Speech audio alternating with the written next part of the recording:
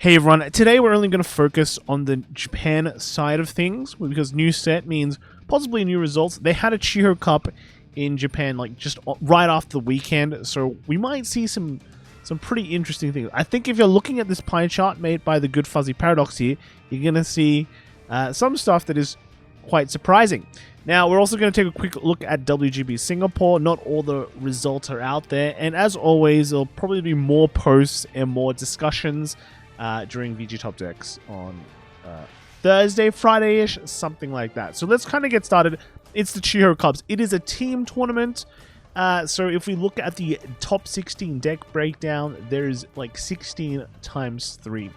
Now, 7 Bavsargra still. Okay, there is diversity cut, by the way. So, Bavsargra, if it was undefeated, then it basically hurts everyone's teams which ran Bavsargra, but you can look at how the distribution turned out. 7 Bavsargras, 7 Virgilers, so nearly just under half the teams in top 16 brought both of these decks. Well, they either brought a Bavsargra or Virgil, or even both. But yeah, they basically rounded out as the biggest number of people, biggest number of decks that was in the top cut, which will be quite surprising. We're gonna continue on. Next is like Lianorn. So I mean, Lianorn. You see this part. This is not the Vivace build, right? This looks to be the good old Masques. It's pretty interesting. We'll take a look at that later too. And then we have Blangdmire, Minurva making it, and then we also have like the bunch of 2s and the infinite number of 1s, right? So let's kind of take a look at what actually won. So first place team did not have a single Bavsargra. If you look at the top 4, actually, the top 3 did not have a single Bavsargra. Does that mean Bavsargra is washed up? No. It just means that, sometimes you get a bit unlucky, right? But a lot of 2 Virgilers, right? And then, I mean, first place team brought a really weird lineup. We had Alfred and a Liel and the Virgiler, okay? And then in second place, we had the Lianorn Masques, an Emma, and a Virgil as well. The Emma is quite interesting. A lot of Emma is like kind of like this deck that can bind a bunch of key units from the drop zone, and also bind other stuff too, as far as I know. So it could be a pretty good like random anti-meta matchup against a bunch of decks out there. You bind away the key stuff, and there's nothing they can do. Third place, we have the Blangdmire, Varga, and Alicia fell. So decks that are just like totally unexpected. Varga did win last WGP Deluxe as singles, so it could be kind of a run on from that. And then also in the fourth place, we have our first Bavsargra sighting, then a Heart Lulu, and a Overlord. Okay, so not a totally expected lineup of decks, let's put it that way. I think most people think the best 3 decks right now is, in Japan at least, is the Blangdmire, followed by Bavs and Virgil are very, very good. And also Blangdmire. Blangdmire turnout wasn't really that great as well, so that's quite kind of surprising. Blangdmire is a deck which is quite popular amongst the player base though, so there is that. And not all the player base is top 60 material. Anyway, let's take a look at the deck. So first off is the Alfred deck. This is Alfred has been pretty overlooked. I think when it came to the festival booster, everyone went Virgila is the way. Alfred, not so much, right? And as a result, Alfred, very, very cheap deck to make. Now, they did get a new buff. They have the new PR, the Galatine PR, which does inflict a guard restrict. It negates opponent's auto effects, which is quite strong. So when it gets stood, you can like CB1, and then for the battle, the opponent's autos do not activate, which means no perfect guards. If you stack a bunch of power on this, then your opponent has to guard it the normal way, okay? But what else are they running that makes this deck maybe better than what it was before? So first off, it got the new RRR generic. So this one adds counter charge to the deck, as well as being a decent boost, like a 10k boost is nice. They also have another PR. This is a top 7 Regard call, which is good. It's free. Activates in the drop zone. So it's like literally free cards, literally free cards. You have your old Sergions, of course. You do have your Coco. This lady is a big beater as well. and make soul and all that. So pretty good. And then they ran one Valtrosa and you know, 2 of the Cycler. Now noticeably here, they're not running anything like blaster blades or anything like that. I think they're trying to fill in slots. In the old build, they were trying to fill in slots, but here you just have the Galantine that is already very good. You also have 2 of the what is this one? So this one grabs from the damage zone, and it's a, yeah, you can call a grade 3 from the damage zone and puts the regard circle, but you put this into the damage zone as well. So I guess it's to just fish out your soul savers if they ever get screwed, right? So okay, that's pretty good. That's pretty good. And then we also have the Lial. So Lial, what buffs did Lial get? Okay, the only thing it really got is a new the new Ace unit. So being able to get that out early is pretty good. Also some of the grade 1s here from DB207, and then just from the Filia combos to, I guess, just like push damage, right? Otherwise, the rest of the deck is pretty similar to what it was before, just doing the same thing. And then the third deck was that Virgilialist.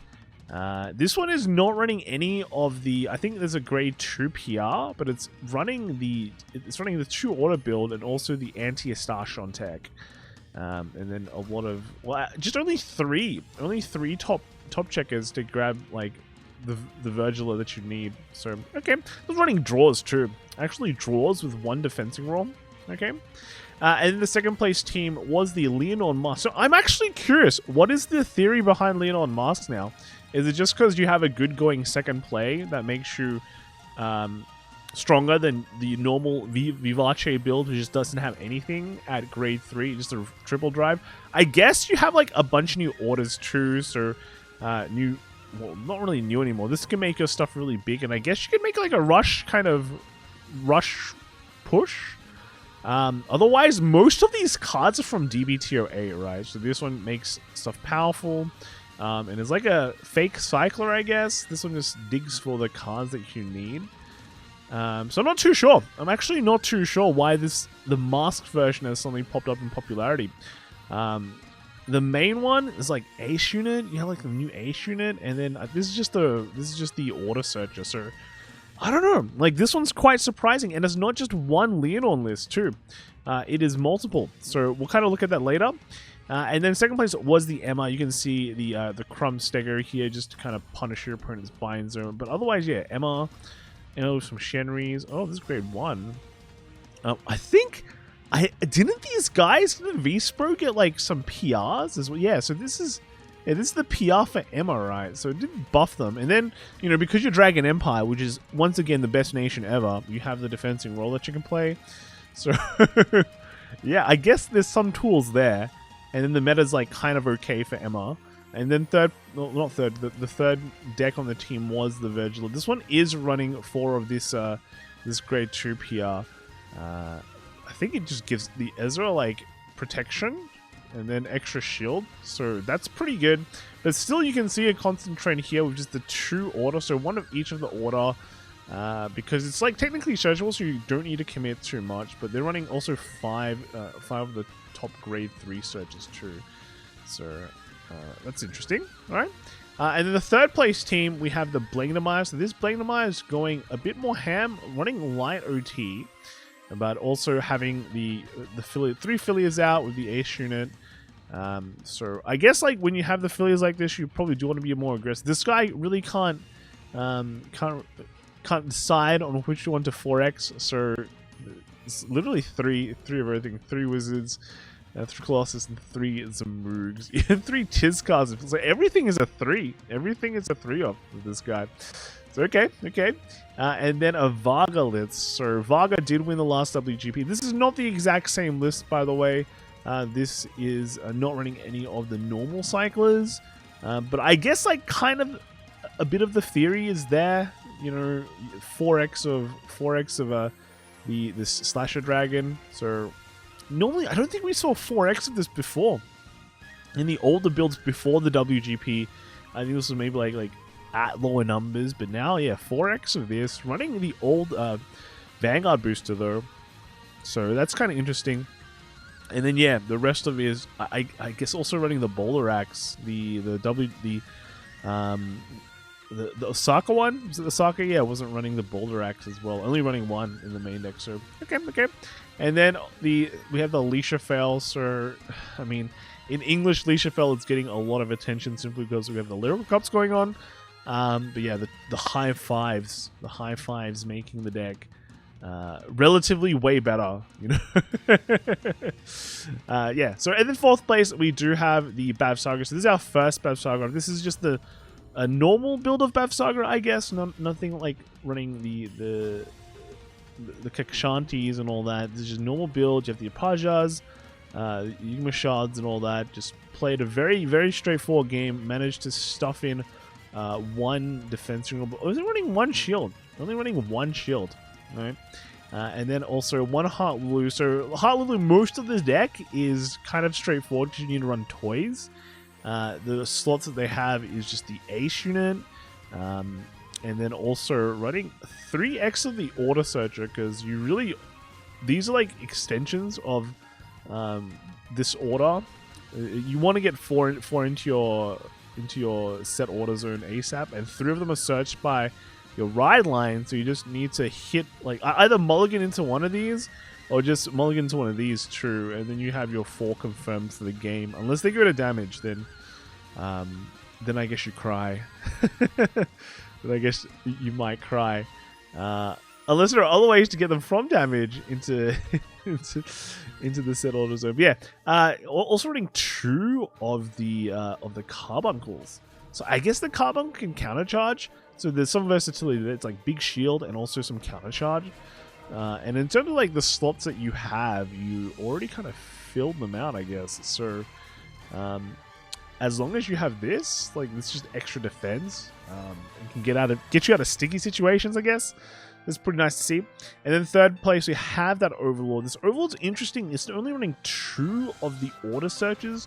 So, I mean, if you play the deck, you know that if you don't hit your Scarlet Flame order, you're just screwed. Like, if you don't hit this order, you're just screwed. So people used to run a lot of this, but I think he's just cut down to 2 of this. And this does mean you have more space for things like 2x Defensing Roar, which just adds like more bulk to the deck. And you're also running the regular space that calls cards from the drop zone. I guess you can call... I don't know, I mean, he's running a weird grade 3. So this grade 3 is normally not seen. It has intercepts with like extra shield, but it is like an energy outlet, which is like you can retire opponent stuff and you get more power. So I guess you can like call something like those, like a Shenri or like, you know, the grade 3 dragon. You can like make plays. Bellicosity is fine too. It hits big. So I guess, yeah, Overlord managing to make it. And then we're going to have just a rundown. This is just a rundown of Swiss. So after Swiss, these were the decks that made it into the top 16 with diversity, can't keep it in mind. So I can already see from here, like Bavsargra, Virgil, Estation, Elite Gleamer, these decks will hurt you if you have like multiple of those in your deck because of diversity cut. But we have like things like Minurva as well. Minurva able to make it with the new grade 4 buff. So we'll take a look at that. Also, Shiranui doing okay too. But then moving on, we have the Alfred team. We saw that already. We also have the Kyrie. The Kyrie able to like these teams are sort of, it's like Virgila, Bav, right, and then one Kyrie. So you're looking for that one. Well, I guess this probably went undefeated. I think this is like probably 8th place is where the diversity cut kick in, and then you can't really see. You don't see those decks as much anymore. Hartley, we've seen this one as well. Yeah, once diversity kicked in with the Daffodils and the Magnolia, Amamushka as well. And then even these guys, Youthberg, Lukia, Shujidoji. And I think we've seen this one. And then Undercover, right? Did Undercover get more support? I think it did. And then you got Berry. And then again, Diva, Leonorn. And so this is... I think this is different. Like the other person was playing Mask in the right deck. I guess they're at the back.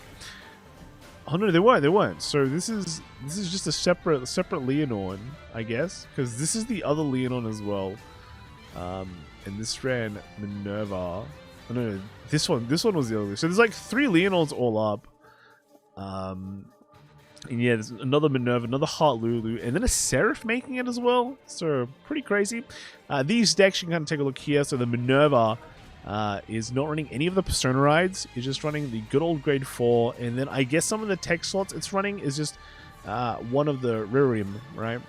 And this can get you... Well, you don't really run Persona ride and all that. So I guess you can suck in. You can. It's just a versatile card overall.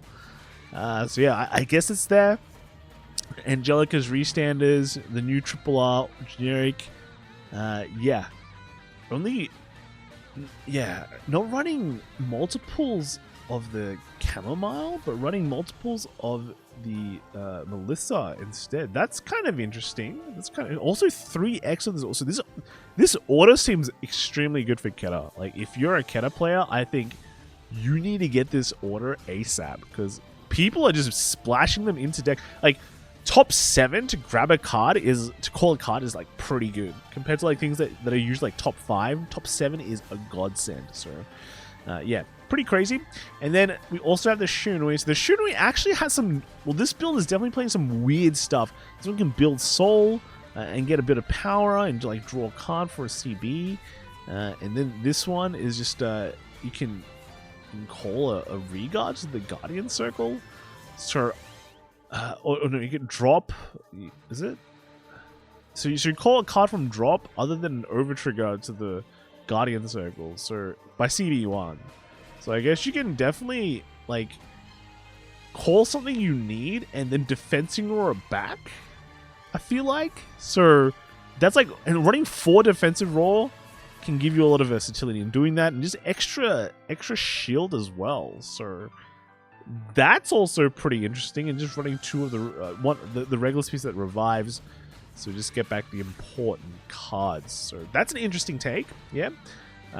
And then next is the Kyrie. So this Kyrie isn't that much special, I think. This is running 1 high five.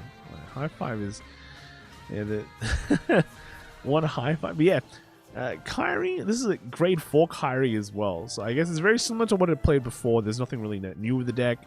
Difold also. Difold, first off, you got the new generic Triple R, which seems pretty good for the deck overall. But also you got a new PR set... PR not set order, right? It's just normal order. So I think that's... does it give it enough to Difold A-shoot it as well? Like, okay, that's it. That's cool. That's cool. Magnolia. So this is just normal Magnolia. Well, not normal Magnolia, like, but it's not grade 4 Magnolia. But running like Inlet Pulses and all that. So okay. And then Youthberg. So Youthberg, this is interesting. This is not even rebuild. It's just the old one. To I guess it helps you build a board and you just go into Full Blast, because Full Blast is still like really good because there's a lot of pressure, and then now you have the A shooter to kind of build you up. So okay, that's nice. Lucia, I'm not too sure what Lucia got, but this nice to see some more, I guess, more diversity, right? But I guess 2 of the new Triple R's generic is already there. So I mean, they move fast, yeah. But yeah, Lucia making it. And then here's the Undercover. The Undercover actually got a new card here from DB Tier 9. You can like Energy Blast 2 to search one of your the Undercover set order. And then the CB1 can just help you grab things that you need. So I guess it's cool. 4x of it is very, very strong because it's just actually a really good card. And just filling the rest of the sort of like Selgions, I guess. So there's that. And then here's another Lianorn, for example. This one is just Lianorn into Masques as well. The new Triple R generic already debuting here. Also running things like Alvina, and then the Cycler, Energy Cycler as well. But doesn't this deck already have its own Energy Cycler? So I guess like double cycle. Yeah, double cycle, and then with a small like water base here. So, okay, not bad. And then Seraph. So we have a Seraph. I don't think really anything that much has changed with Seraph. Like some of the new tools got was the Ace unit. You have the new order that lets you call back important pieces. Apart from that, it's just good old prison, you know. Hope everyone forgets how to play against it, and then you just randomly go, surprise, you can't play anything anymore. And the last deck we're going to take a peek at is the Heart Lulu deck. It's just another way to build it. This one is just running one Ace unit, but also running some of the two of the Dual Nation cards and only like one of the Tiz cards too. So yeah, that's probably where all the slots filled up. Also the Carbuncles. The rest is just like the Happy Toys, and that's it. So that is all of the Chihro Cup for Kagoshima and some of the interesting decks. What happened in Singapore, though, is a different story. This is singles, right? Singapore singles tournaments, and then top 32 break. Only 10 Bavsargra, but then there was like a lot of decks just elsewhere. You know, 3 Virgil, 3 Astasha. Kind of all adds up, right? But the reality is, in the finals, was Bavsargra versus Bavsargra. And then if you weren't a Bavsargra, you were an Lianorn versus a Sad Seraph, right? So interesting.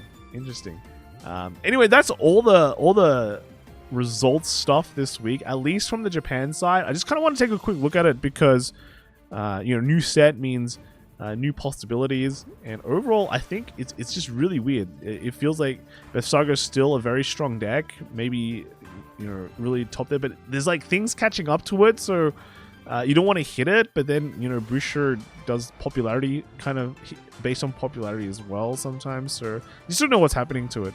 But yeah, again, you know, more decks will probably be looked at for Singapore at VG Top Decks, and with that, I think we should just call it. All right, see you later. Bye.